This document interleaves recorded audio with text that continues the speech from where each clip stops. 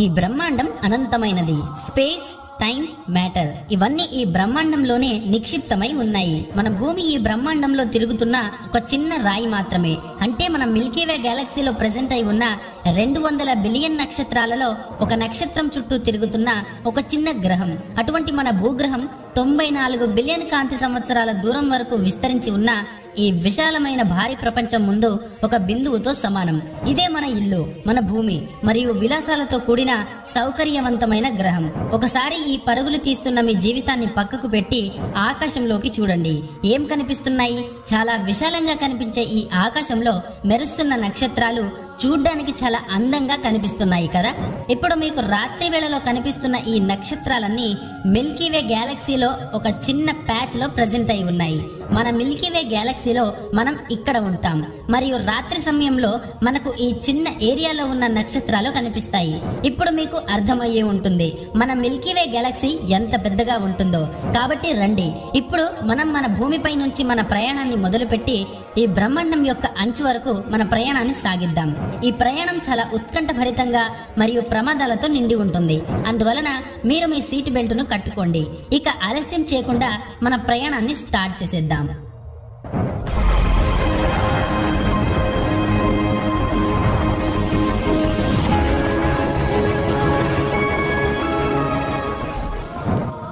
మనం భూమి నుంచి పైకి వెళుతున్న కొద్దీ మన భూమి చూడడానికి బ్లూ స్పియర్ లాగా కనిపిస్తుంది. ఇదే ఇంటర్నేషనల్ స్పేస్ స్టేషన్. మనుషుల ద్వారా తయారు చేయబడిన స్పేస్ లో ఉన్న అతిపెద్ద వస్తువు. ఇది ప్రతి గంటకు 28,000 కిలోమీటర్ల వేగంతో భూమి చుట్టూ చక్కర్లు కొడుతుంది. ఇది భూమి నుంచి సుమారు 408 కిలోమీటర్ల ఎత్తులో ఉంటుంది. ఇది 24 గంటల్లో దాదాపు భూమి చుట్టూ 16 సార్లు తిరుగుతుంది. మనం ఈ ఇంటర్నేషనల్ స్పేస్ స్టేషన్ నుంచి ఇంకా పైకి వెళితే మనుషుల ద్వారా తయారు చేయబడిన మరికొన్ని వస్తువులు కనిపిస్తాయి. అవే శాటిలైట్స్. మనం స్పేస్ లోకి పంపించిన ఈ శాటిలైట్స్ వేల సంఖ్యలో మన భూమి చుట్టూ తిరుగుతూ ఉంటాయి. అంతరిక్షంలో ఈ శాటిలైట్స్ మన భూమి చుట్టూ చక్కర్లు కొడుతున్నాయి. మనం ఇంకా పైకి వెళదాం. ఇంత హైట్ నుంచి మన భూమి ఎలా కనిపిస్తుందో చూడండి. ఈ బ్లూ ప్లానెట్ చూడ్డానికి ఎంతో అందంగా ఉంది కదా. ఓకే, వెల్, ఇప్పుడు మనం చంద్రుడి పైకి వచ్చేసాం. కానీ మనకంటే ముందు ఇక్కడికి 12 మంది ఆస్ట్రోనట్స్ వచ్చి వెళ్లారు. వారిలో చంద్రుడి పైన కాలు పెట్టిన మొదటి వ్యక్తి నీల్ ఆర్మ్స్ట్రాంగ్. వారి కాలి ముద్రలు ఈ రోజుకి కూడా చంద్రుడి పైన చూడ్డానికి కనిపిస్తాయి. ఎందుకంటే చంద్రుడి పైన వాయుమండలం లేని కారణంగా ఈ ముద్రలు కొన్ని శతాబ్దాల వరకు ఇలానే ఉంటాయి. ఇప్పుడు మనం మన ఇంటి నుంచి సుమారు 4 లక్షల కిలోమీటర్ల దూరంలో ఉన్నాం. ఇక్కడి నుండి మన భూమి ఇదిగో ఇలా కనిపిస్తుంది. చంద్రుని యొక్క ఉపరితలం చూడ్డానికి ఒక బ్యాటిల్ ఫీల్డ్ లాగా కనిపిస్తుంది. ఇది గడిచిన కొన్ని సంవత్సరాల నుంచి ఎన్నో కామెట్స్ మరియు ఆస్టెరాయిడ్స్ ని ఎదుర్కొంటూ వస్తుంది. చంద్రుడి పైన ఎలాంటి అట్మాస్ఫియర్ లేని కారణంగా ఈ కామెట్స్ అట్మాస్ఫియర్ లో ఆగకుండా డైరెక్ట్ గా మూన్ ని ఢీకొంటాయి. కానీ అదృష్టవశాత్తు మన భూమికున్న అట్మాస్ఫియర్ స్పేస్ నుంచి వస్తున్న ప్రమాదాల నుంచి మనల్ని కాపాడుతుంది. ఇప్పుడు అంతరిక్షంలోకి కాస్త ఎక్కువ దూరం ప్రయాణం చేద్దాం. కాబట్టి దాహం వేస్తే కాసిన్ని నీళ్లు తాగండి. ఇది మన సౌర వ్యవస్థలో అత్యంత ప్రకాశవంతమైన గ్రహం వీనస్. దీన్ని భూమికి యంగర్ సిస్టర్ గా చెప్పుకుంటారు. ఎందుకంటే ఇది కూడా మన భూమిలాగా ఒక రాకీ ప్లానెట్. దీని గ్రావిటీ ఇంచుమించు భూమిలాగానే ఉంటుంది. కానీ ఈ గ్రహం ఎంతో భయంకరంగా ఉంటుంది. ఎందుకంటే ఇక్కడ వర్షం నిర్విరామంగా పడుతూనే ఉంటుంది. కానీ ఆ వర్షం నీరుతో కాదు, యాసిడ్ తో పడుతుంది. దీని అట్మాస్ఫియర్ లో కనిపిస్తున్న ఈ మేఘాలు అన్ని సల్ఫ్యూరిక్ యాసిడ్ తో తయారై ఉంటాయి. మన సోలార్ సిస్టమ్ లో వీనస్ మాత్రమే ఎలాంటి ప్లానెట్ అంటే ఇక్కడ చాలా ఎక్కువగా గ్రీన్ హౌస్ ఎఫెక్ట్ ఉంటుంది. సూర్యుడి యొక్క వేడి దీని పైకైతే వస్తుంది కానీ మళ్ళీ తిరిగి వెళ్ళలేదు. దీనివల్ల ఈ వేడి అంతా దీని అట్మాస్ఫియర్ లోనే ట్రాప్ అయి ఉంటుంది. ఈ కారణంగానే వీనస్ ప్లానెట్ ని మన సోలార్ సిస్టమ్ లోనే అత్యంత వేడిగా ఉండే గ్రహంగా చెప్పుకుంటారు. దీనిపై 464 డిగ్రీ సెల్సియస్ ల ఉష్ణోగ్రత ఉంటుంది. దీని యొక్క సర్ఫేస్ పైన చాలా ఎక్కువ అమౌంట్ లో లావా ఉంటుంది. ఇదే దీన్ని ఇంకా డేంజరస్ గా మారుస్తుంది. ఈ యాంగ్రీ ప్లానెట్ పైన అసలు ఏది కూడా సర్వైవ్ అవ్వలేదు. ఇప్పుడు మన ప్రయాణాన్ని ఇంకొంచెం ముందుకి కొనసాగిద్దాం. ఇదే సూర్యుడికి చాలా దగ్గరగా ఉండే గ్రహం మెర్క్యూరీ. ఈ ప్లానెట్ మరియు మన మూన్ చూడ్డానికి ఒకేలా ఉంటాయి. దీనిపైన చాలా పెద్ద పెద్ద లోయలు ప్రెజెంట్ అయి ఉన్నాయి. దీని డే అండ్ నైట్ టెంపరేచర్ లో చాలా ఎక్కువ డిఫరెన్స్ ఉంటుంది. రాత్రి సమయంలో దీని టెంపరేచర్ -173 వరకు పడిపోతుంది. డే టైంలో దీని టెంపరేచర్ 430 ని కూడా క్రాస్ చేస్తుంది. మన ప్రయాణాన్ని ఇంకొంచెం ముందుకి కొనసాగిద్దాం. ఇతనే మన సూర్య భగవానుడు. తన వేడితో మన భూమి మీద జీవాన్ని నడిపిస్తున్నాడు. ఒకవేళ సూర్యుడే లేకుంటే మనం కూడా లేము. మన భూమి నుంచి 150 మిలియన్ కిలోమీటర్ల దూరంలో ఉన్న ఈ నక్షత్రం ఎంత పెద్దగా ఉంటుందంటే దీని లోపల కొన్ని లక్షల భూములను సరిపెట్టొచ్చు. సూర్యుడు ఎంత భారీగా ఉంటాడంటే దీని గ్రావిటీ మన పూర్తి సోలార్ సిస్టమ్ ని కంట్రోల్ చేస్తుంది. దీనిపైన లేస్తున్న ఈ హాట్ వేవ్స్ ఎంత పెద్దగా ఉంటాయంటే అవి కొన్ని వేల కిలోమీటర్ల ఎత్తు వరకు లేస్తాయి. కాబట్టి సూర్యుడి నుండి వచ్చే వేడి చాలా భయంకరంగా ఉన్నందున మనం ఇక్కడి నుండి వేరే గ్రహానికి సుదీర్ఘ ప్రయాణం చేద్దాం. ఇదే మన భూమికి అతి చేరువలో ఉన్న మంగళ గ్రహం. దీని నేల ఎర్రగా ఉన్న కారణంగా దీన్ని రెడ్ ప్లానెట్ గా చెప్పుకుంటారు. ఈ మంగళ గ్రహం గురించి తెలుసుకోవడానికి శాస్త్రవేత్తలు ఎంతో ఉత్సాహంతో పరిశోధనలు చేస్తున్నారు. శాస్త్రవేత్తలు ఏమనుకుంటున్నారంటే ఈ మంగళ గ్రహం మన యొక్క పాస్ట్ ప్లానెట్. శాస్త్రవేత్తల అంచనాల ప్రకారం ఒకానొక సమయంలో మార్స్ ప్లానెట్ పైన కూడా జీవ జంతువులు, సముద్రాలు మరియు నదులు ఉండేవి. దీనికంటూ ప్రత్యేకమైన వాతావరణం ఉండేది. కానీ ఇప్పుడు ఈ గ్రహం యొక్క పరిస్థితి పూర్తిగా మారిపోయింది. వైజ్ఞానికులు ఇప్పుడు ఈ మార్స్ పైన కనీసం బ్యాక్టీరియా రూపంలో అయినా జీవం ఉందేమో అని అన్వేషిస్తున్నారు. సైంటిస్టులు భవిష్యత్తులో దీనిపైన కాలనీస్ ని బిల్డ్ చేయాలని ఆలోచిస్తున్నారు. ఒకవేళ మనం మార్స్ మీదికి వచ్చామంటే దీన్ని చూడకుండా ఎలా వెళ్ళగలం? ఇక్కడ కనిపిస్తున్నదే మౌంట్ ఒలింపస్. ఇది అత్యంత పురాతనమైన ఒక పెద్ద అగ్నిపర్వతం. మార్స్ పైన ఉండే ఈ అగ్నిపర్వతం మన భూమి మీద ఉన్న మౌంట్ ఎవరెస్ట్ కంటే సుమారు 3 రెట్లు పెద్దగా ఉంటుంది. మరియు ఇది మన సోలార్ సిస్టమ్ లోనే అత్యంత ఎత్తైన పర్వతం. ఒకవేళ మనం మార్స్ పై నుంచి మన భూమిని చూస్తే ఇదిగో ఇలా కనిపిస్తుంది. ఇక్కడి నుండి మన ప్రయాణం ఇంకొంచెం భయంకరంగా ఉండబోతుంది. ఎందుకంటే ఇప్పుడు మనం ఆస్టరాయిడ్ బెల్ట్ లోకి ప్రవేశించబోతున్నాం. ఈ ఆస్టరాయిడ్ బెల్ట్ మార్స్ మరియు జూపిటర్ కి మధ్యలో ప్రెజెంట్ అయి ఉంటుంది. ఈ ఆస్టరాయిడ్ బెల్ట్ లో పెద్ద పెద్ద ఆస్ట్రాయిడ్స్ సూర్యుడి చుట్టూ తిరుగుతూ ఉంటాయి. ఇందులో ఎంత పెద్ద పెద్ద ఆస్ట్రాయిడ్స్ ఉన్నాయంటే ఒకవేళ ఇవన్నీ కలిస్తే ఒక పెద్ద గ్రహమే ఏర్పడుతుంది. కానీ అలా జరగకుండా ఒక మహాశక్తి ఆపుతుంది. ఆ శక్తే జూపిటర్. జూపిటర్ యొక్క హై గ్రావిటీ ఆస్ట్రాయిడ్స్ ని ప్లానెట్స్ లాగా మారకుండా చేస్తుంది. జూపిటర్ మన సోలార్ సిస్టమ్ లోనే అతి పెద్ద గ్రహం. అందుకే దీనికి ఎక్కువ సంఖ్యలో మూన్స్ ఉన్నాయి. ఈ జూపిటర్ ఎంత పెద్దగా ఉంటుందంటే మన సోలార్ సిస్టమ్ లో మిగిలిన అన్ని గ్రహాలు కలిపినా కూడా అంత పెద్దగా ఏర్పడలేవు. ఇదే జూపిటర్ యొక్క గ్రేట్ రెడ్ స్పాట్. ఈ రెడ్ స్పాట్ అనేది చాలా సంవత్సరాలుగా ఇలానే ఉంది. ఇది చాలా విశాలంగా ఉండే ఒక తుఫాన్. ఈ రెడ్ స్పాట్ ఎంత భారీగా ఉంటుందంటే దీని లోపల 3 భూగ్రహాలను చాలా సులభంగా సరిపెట్టొచ్చు.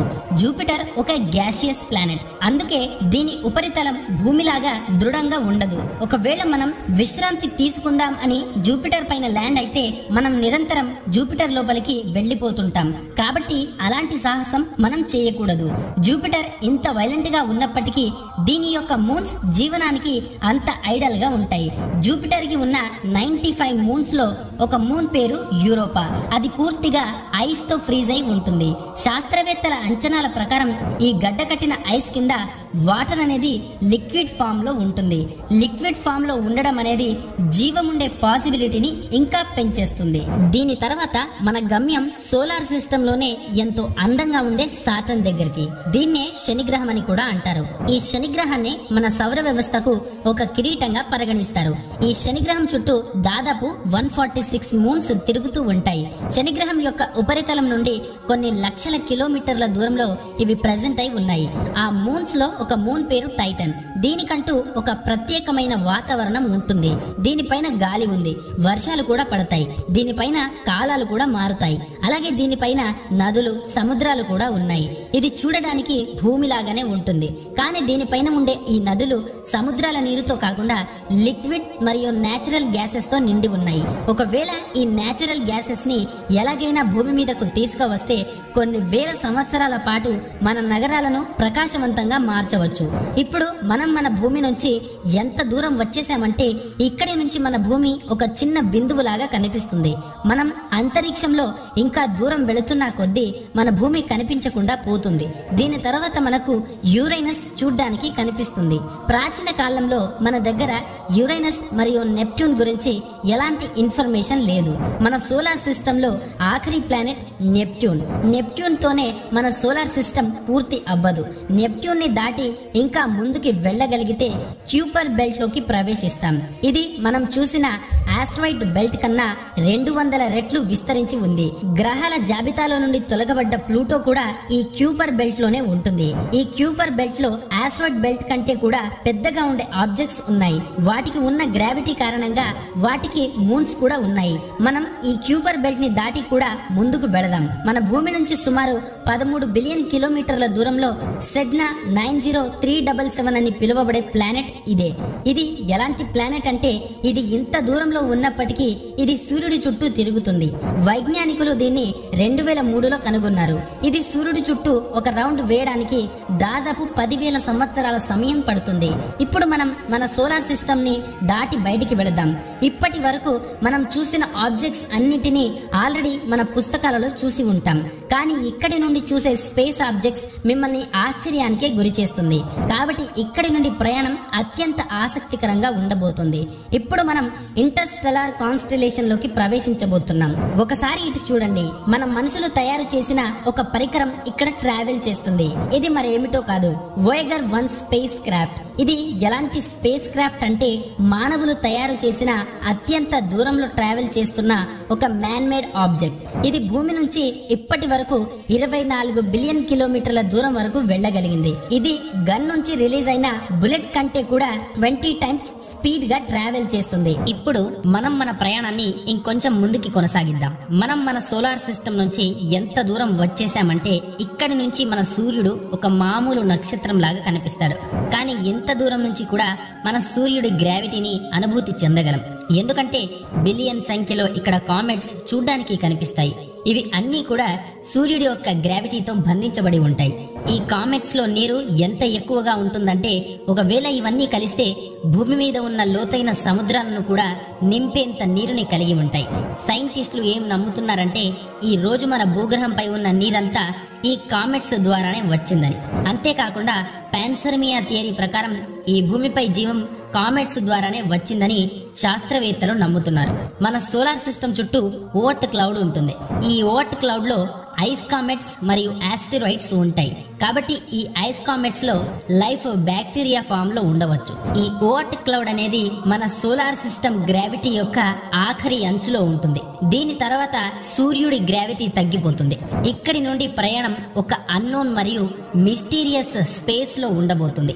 ఇక్కడ పూర్తిగా చీకటి ఉంటుంది. ఎంత చీకటంటే మన కళ్ళు తెరిచి చూసినా కూడా మనకు ఏమీ కనిపించదు. ఈ ప్రదేశంలో మనకు ఇన్ఫ్రారెడ్ విజన్ అవసరం పడుతుంది. మనం భూమి నుంచి చాలా చాలా చాలా దూరం వరకు వచ్చేసాం. కానీ ఈ అనంత కోటి బ్రహ్మాండం ముందు ఇది ఇంకా మొదటి స్టెప్ మాత్రమే. ఇక్కడి నుండి మనకు కోటాను కోట్ల నక్షత్రాలు చూడ్డానికి కనిపిస్తాయి. ఇప్పుడు మనం మనకు చేరువలో ఉన్న నక్షత్ర మండలం వైపుకి కదులుతున్నాం. ఇదే మన నైబర్ స్టార్ సిస్టమ్. ఇది మన భూమి నుంచి ఎంత దూరంలో ఉందంటే మన సూర్యుడి యొక్క లైట్ ఇక్కడికి చేరుకోవడానికి దాదాపు 4.5 సంవత్సరాల సమయం పడుతుంది. ఈ నక్షత్ర మండలం పేరే ఆల్ఫా సెంచురీ. ఈ నక్షత్ర మండలంలో 3 నక్షత్రాల సమూహం ఉంది. ఇందులో ఆల్ఫా సెంచురీ ఏ మరియు ఆల్ఫా సెంచురీ బి నక్షత్రాలు బైనరీ సిస్టమ్ కింద ఒకదానికి ఒకటి కనెక్ట్ చేయబడి ఉన్నాయి. ఈ ఆల్ఫా సెంచురీలో ప్రాక్సిమా సెంచురీ అనే స్టార్ ప్రెజెంట్ అయి ఉంది. ఇది కూడా భూమి లాగానే హ్యాబిటబుల్ జోన్ లో ఉంది. ఇక్కడి నుండి మన ప్రయాణాన్ని ఇంకొంచెం ముందుకి కొనసాగిద్దాం. ఇప్పుడు మనం మన భూమి నుంచి 10 లైట్ ఇయర్స్ దూరం వరకు వచ్చేసాం. ఇప్పుడు మన ముందు ఒక బేబీ స్టార్ ఉంది. ఇది దీని జీవితాన్ని ఇప్పుడే మొదలుపెట్టింది. ఈ నక్షత్ర మండలంలో ఇలాంటివే ఇంకా ఎన్నో నక్షత్రాలు జన్మించే అవకాశం ఉంది. కాబట్టి మనం మన ప్రయాణాన్ని ఇంకొంచెం ముందుకి కొనసాగిద్దాం. ఇప్పుడు మనం మన భూమి నుంచి 20 లైట్ ఇయర్స్ దూరం వరకు వచ్చేసాం. ఇప్పుడు మనం ఎలాంటి సోలార్ సిస్టమ్ నుంచి వెళుతున్నామంటే దీని ఫార్మేషన్ కూడా మన సోలార్ సిస్టమ్ తో పాటే జరిగింది. ఈ సోలార్ సిస్టమ్ పేరు గ్లీస్ 581c.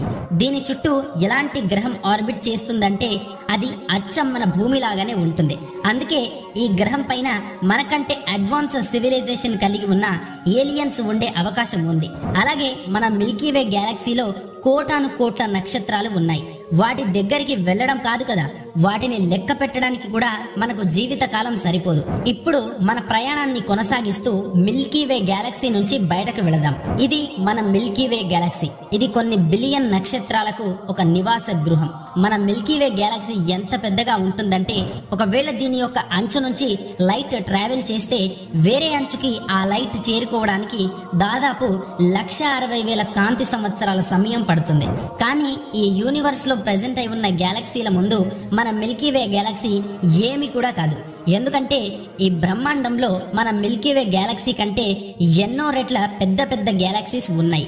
కాబట్టి మన సోలార్ సిస్టమ్ మరియు మన గ్యాలక్సీని విడిచిపెట్టి ఇంటర్ గ్యాలక్టిక్ స్పేస్ లోకి ఎంటర్ కాబోతున్నాం.